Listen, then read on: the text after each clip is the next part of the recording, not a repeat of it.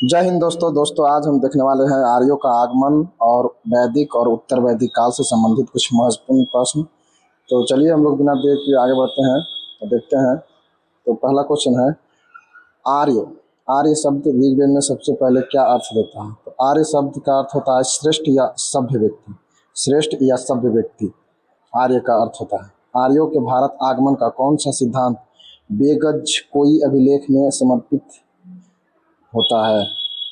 आर्यों के भारत आगमन का कौन सा सिद्धांत बोगज कोई अभिलेख में समर्थित होता है? इसका आंसर है ऑप्शन नंबर खा, मध्य एशिया सिद्धांत। ऋग्वेद के 10वें मंडल में नदी सूक्त में किस नदी को नदीत्मा कहा गया है? तो इसका आंसर है सरस्वती नदी। सरस्वती नदी को नदीत्मा कहा गया है। दास या दस्यु शब्द ऋग्वेद में किन लोगों के लिए प्रयुक्त है? अनार या मूल निवासी। मूल निवासी को दास कहते थे या दस्यु कहते थे। आर्यों का मूल निवास स्थान मानने वाला आर्कटिक प्रदेश सिद्धांत का प्रतिपादक कौन था? यानी आर्य आर्कटिक महादेश से आए थे, ये कौन कहते थे? ये कहते थे बाल गंगाधर तिलक। ऋग्वैदिक आर्य किस पशु से परिचित नहीं थे? बाघ से परिचित नहीं थे। सप्तसंधव प्रदेश का अर्थ है 7 नदियों का प्रदेश। 7 नदियों का प्रदेश सप्तसंधव प्रदेश का अर्थ है। आर्यों के भारत में प्रवेश का मार्ग कौन सा माना जाता है? खैबर दर्रा।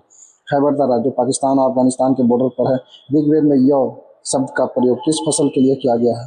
तो यौ शब्द का प्रयोग जौ के लिए किया गया है। जौ फसल के लिए यौ शब्द का प्रयोग किया गया है। आर्यों और अनार्यों के बीच हुए 10 राजाओं के युद्ध को क्या कहते हैं? दशराज्य का युद्ध कहते हैं। दशराज्य का युद्ध। दशराज्य युद्ध में भारत कुल के राजा सुदास ने किन 10 राजाओं को हराया था?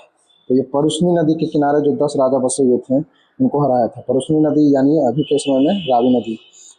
ऋग्वेद में उल्लेखित अयस शब्द किस धातु के लिए है? अयस शब्द तांबा और कांसा के लिए प्रयोग किया जाता था। उस टाइम प्रयोग किया जाता था अयस शब्द के लिए, तांबा और कांसा के लिए। आर्यों के देवता इंद्र को ऋग्वेद में कितनी बार आहुति दी गई है?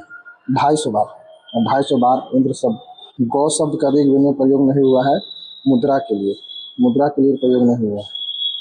कौन सी नदी का उल्लेख ऋग्वेद में एक बार भी नहीं हुआ? नर्मदा का। नर्मदा का उल्लेख एक बार भी नहीं हुआ। नर्मदा नदी का उल्लेख ऋग्वेद में एक बार भी नहीं हुआ है। आर्यों का प्रिय पेय पदार्थ सोम क्या था? एक वनस्पति का रस था। यानी जंगल में जो वनस्पति का रस मिलता था उसी को लोग सोम रस कहते थे। हरियाणा शब्द का उत्पत्ति किससे मानी जाती है? हरियाणा शब्द का उत्पत्ति आर्याना से मानी जाती है। हरियाणा शब्द की उत्पत्ति आर्याना से। ऋग्वैदिक काल में गविष्टि शब्द का अर्थ था। गविष्टि का अर्थ था युद्ध। गविष्टि का मतलब था युद्ध। यानी जो गाय खोजने के लिए निकलते थे, तो गाय अगर किसी के कब्जे में रहता था तो वे लोग उससे छुड़ाने के लिए गाय को युद्ध करते थे। इसीलिए कहा जाता है कि गविष्टि का अर्थ होता है युद्ध। मैक्स मुलर के अनुसार आर्य भारत में कब आए थे? मैक्स मुलर के अनुसार आर्य भारत में 1500 ईसा पूर्व में आए थे। 1500 ईसा पूर्व में। कौन सी संहिता में आर्यों के बाहर से आने का उल्लेख नहीं मिलता है?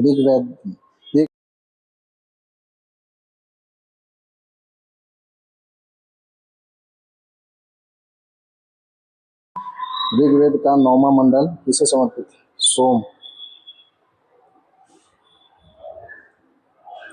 गायत्री मंत्र ऋग्वेद के किस मंडल में है? गायत्री मंत्र 3रे मंडल में। ऋग्वैदिक काल की सभा समिति में अंतर क्या था? सभा छोटी थी, समिति बड़ा था। विधाता ऋग्वैदिक काल में क्या था? जनता की सभा था। विधाता जनता की सभा था। ऋग्वैदिक काल में राज्य का मुख्य आधार क्या था? बलि, जो एक प्रकार का कर था। बाद में उत्तर वैदिक काल में ये कर अनिवार्य कर दिया गया। पुरोहित का पद कब से महत्वपूर्ण हो गया? ऋग्वैदिक काल से। पुरोहित का पद ऋग्वैदिक काल से महत्वपूर्ण हो गया। ऋग्वैदिक काल में वर्ण का आधार क्या था? कर्म था। ऋग्वैदिक काल में वर्ण का आधार कर्म था। जो जैसा काम करेगा वह उस जाति में गिना जाएगा। पुर शब्द का ऋग्वेद में अर्थ है किला या गढ़। पुर का अर्थ था किला या गढ़। ऋग्वैदिक काल में अर्थव्यवस्था का मुख्य आधार क्या था? पशुपालन। पशुपालन के साथ साथ बहुत सारे कार्य और भी करते थे, जैसे कृषि करते थे, पशुपालन करते थे। सतदान प्रथा किससे संबंधित थी? सतदान प्रथा जुआ से संबंधित थी। जुआ से संबंधित सतदान प्रथा। ऋग्वेद में जबाला का उल्लेख किस रूप में किया गया है? विधवा विवाह वाली स्त्री, विधवा विवाह वाली स्त्री, और ज्वाला शब्द का उपयोग विधवा विवाह वाली स्त्री के लिए किया गया है। दुहिता शब्द का शाब्दिक अर्थ क्या है? गाय दुहने वाला। गाय दुहने वाला को हम दुहिता भी कहते हैं, अपने गाँव देहात में भी कहते हैं गाय दुहने वाला को दुहिता। ऋग वैदिक काल में नियमित सेना नहीं थी, इसका प्रमाण क्या मिलता है? इसका एक ही प्रमाण मिलता है कि युद्ध के लिए जनजातियां एकजुट होती थी, उसका कोई सेनापति नहीं था। युद्ध के लिए जनजातियां एकजुट होती थी और मिलकर युद्ध करते थे और लड़ते थे। उसमें कोई नेतृत्व करता था जो जनता द्वारा चुना जाता था कि हाँ यही नेतृत्व करेगा। उषा किसकी देवी थी? उषा प्रभात की देवी थी। प्रभात मतलब समझिए तो सुबह, सुबह सूर्य उगता है तो उसमें कुसुमा देता है, तो इससे भी हम रिलेट कर सकते हैं कि उषा प्रभात की देवी है। ऋग्वेद में समुद्र शब्द का उल्लेख कितनी बार हुआ है? 100 से अधिक बार समुद्र शब्द का उल्लेख हुआ है। कौन सी प्रथा ऋग्वैदिक काल में प्रचलित नहीं थी? बाल विवाह।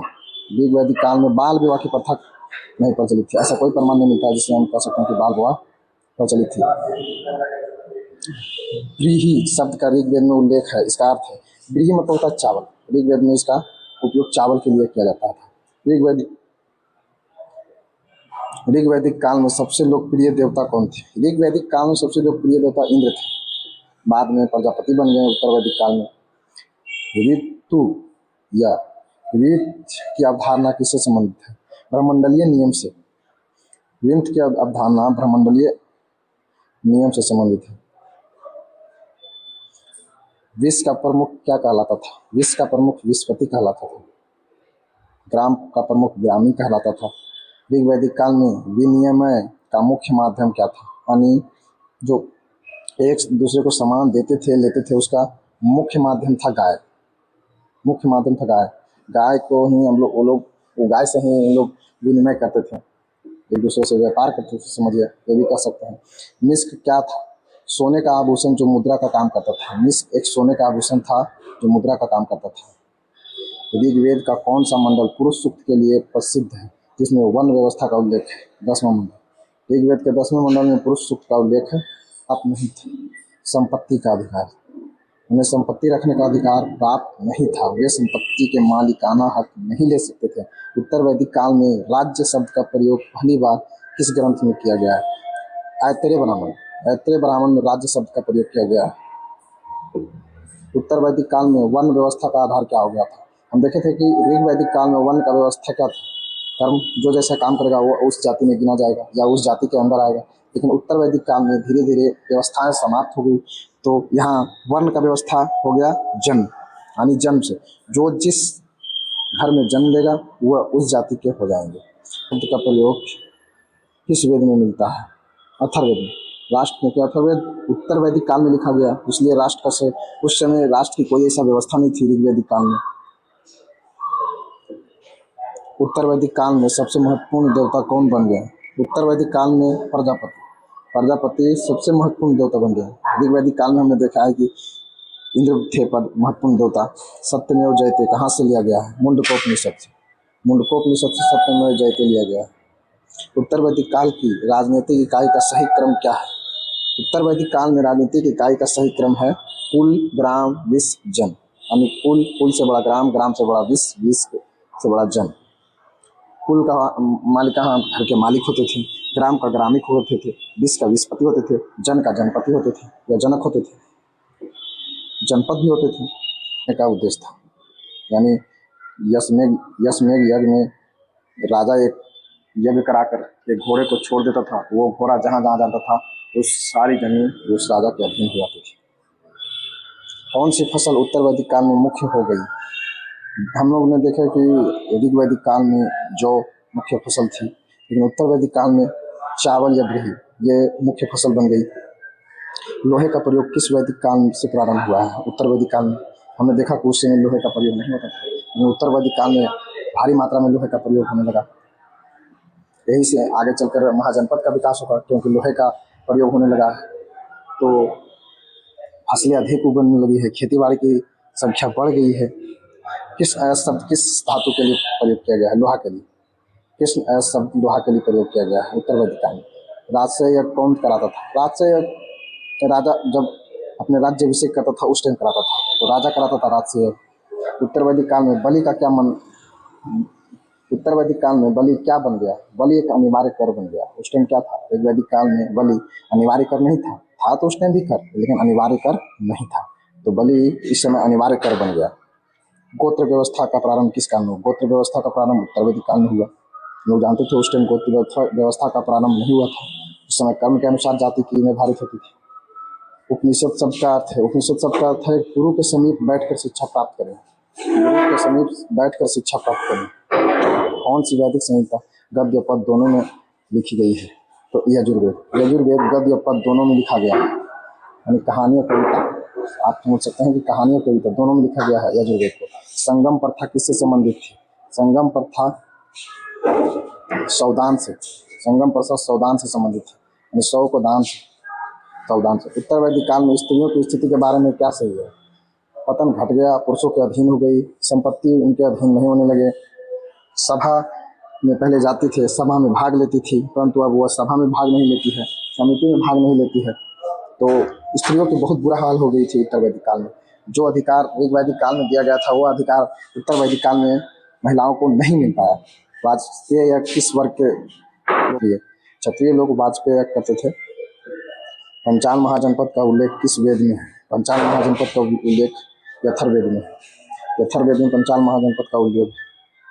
उत्तर वैदिक काल के अंत में 16 महाजनपद का विकास हुआ। इसका उल्लेख कहाँ मिलता है? बौद्ध धर्म के अंगुत्तर निकाय में मिलता है इसका उल्लेख।